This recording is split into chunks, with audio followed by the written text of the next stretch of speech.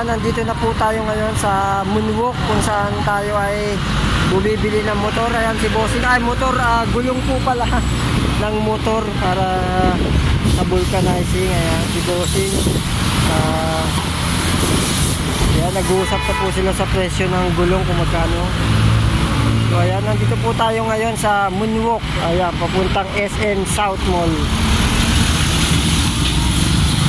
Ito po yung way papunta ng SM South Mall. Yung may overpass, yun na po yung SM South Mall.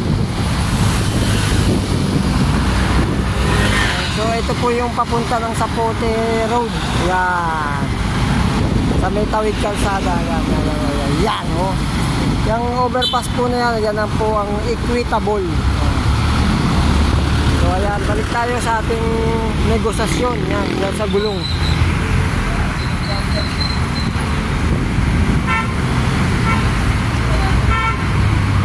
Si Bossing, oh. Ganda motor, oh.